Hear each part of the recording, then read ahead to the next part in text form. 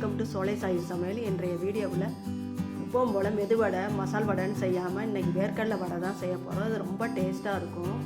Evening ஸ்நாக்ஸ்க்கு அருமையாக இருக்கும்.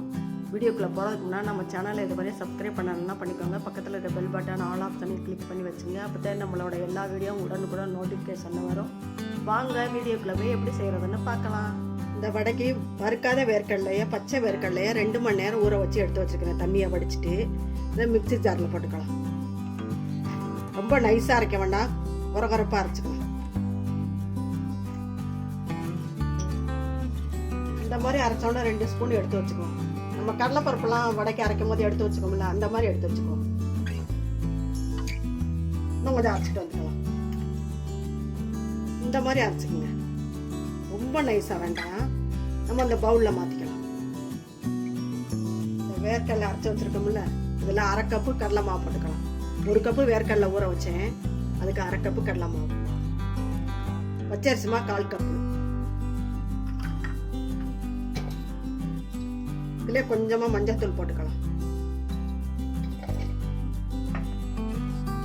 Chilli flakes 1 spoon போட்டுக்கலாம்.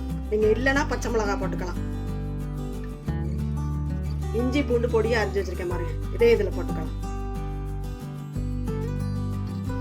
இதுலேயே கொத்தமல்லி இலை அரைஞ்சி வச்சிருக்கேன், அதையும் போட்டுக்கலாம்.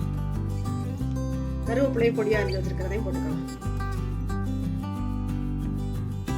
ஒரு பெரிய வெங்காயம் இந்த மாதிரி நறுக்கி வச்சிருக்கிறேன். ரொம்ப பொடியாகவும் இல்லாமல் ரொம்ப பெருசாகவும் இல்லாமல் இதை போட்டுக்கலாம்.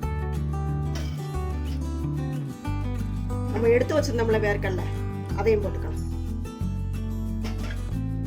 இதுக்கு தேவையான அளவு உப்பு போட்டுக்கலாம். இதை நல்லா பிசைஞ்சுக்கலாம். தண்ணி வேண்டாம், வேணும்னா ஊற்றிக்கலாம்.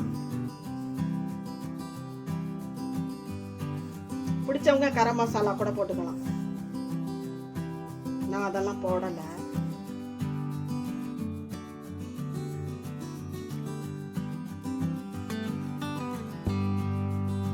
கொஞ்சமா தண்ணி தெளிச்சுக்கலாம்.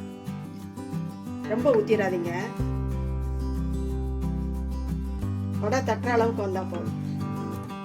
இல்லை கொஞ்சமாக சூடான எண்ணெய் ஊற்றிக்கலாம். ஊற்றுனீங்கன்னா நல்லா கிறிஸ்பியாக இருக்கும், மேலே நல்லா சாஃப்டாக இருக்கும். அதுக்கு தான் ஊற்றுறது. நல்லா பிசைஞ்சிட்டு இந்த மாதிரி உருட்டி வச்சுக்கிட்டா நம்மளுக்கு தட்டுறதுக்கு ஈஸியாக இருக்கும். இந்த மாதிரி உருட்டி வச்சுக்கலாம். எல்லாமே உருட்டியாச்சு. நம்ம கையிலே தட்டிக்கலாம். வடை தட்டுற மாதிரியே தட்டிக்கலாம்.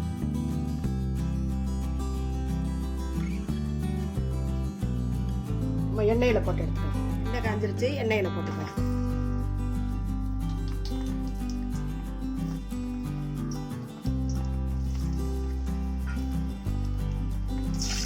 கொஞ்சம் வெந்தவுடனே திருப்பி விட்டுக்கலாம்.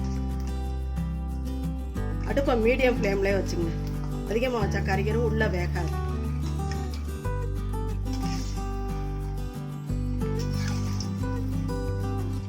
சாயங்காலம் ஈவினிங் டயத்தில் ஏதாவது ஸ்நாக்ஸு சாப்பிடும்போது இந்த மாதிரி வேர்க்கடலையை செஞ்சு சாப்பிட்டா வடை ரொம்ப நல்லா இருக்கும், டேஸ்ட்டாக இருக்கும். ஒரே மாதிரி அவிச்சு கொடுத்தா பிள்ளைங்க சாப்பிட்றதுக்கு டெய்லி அவிச்சு கொடுக்குற மாதிரி இருக்கும். இந்த மாதிரி புதுமையாக செஞ்சு கொடுக்கலாம். வெங்காயம்லாம் சேர்க்கறதுக்குன்னா நல்ல மனமாக டேஸ்ட்டாக இருக்கும். வேர்க்கடலை ஊற வைக்கிற டைம் தான், ரொம்ப சீக்கிரம் செஞ்சிடலாம். வெந்துருச்சு, ஒரு பிளேட்டில் எடுத்துக்கலாம்.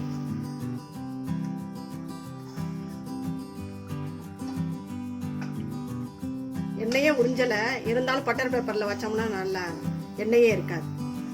எண்ணெய் குடிக்கலை, கடலை மாதானே போட்டோம். இதே மாதிரி எல்லா வடையும் தட்டி எடுத்துக்கலாம். எல்லா வடையும் சுட்டெடுத்தாச்சு. கொஞ்சம் கூட எண்ணெய் குடிக்கல பாருங்க, நல்லா வந்திருக்கு. இதுக்கு தக்காளி சாஸு இல்லை தேங்காய் சட்னி, தக்காளி சட்னி எது கூட வேணாலும் தொட்டு சாப்பிடலாம், இல்லை வெறுமனை கூட சாப்பிடலாம். நம்மளோட வேர்க்கடலை வடை அருமையாக வந்திருக்கு பாருங்க. இதே மாதிரி வேர்க்கடலை வடை நீங்களும் செஞ்சு பாருங்கள். எப்படி இருந்துச்சுன்னு உங்கள் கருத்துக்களை கமெண்ட்ஸில் சொல்லுங்கள். இந்த வீடியோ பிடிச்சிருந்தா லைக் பண்ணுங்கள், ஷேர் பண்ணுங்கள். நம்ம சேனலுக்கு மறக்காமல் சப்ஸ்கிரைப் பண்ணுங்கள்.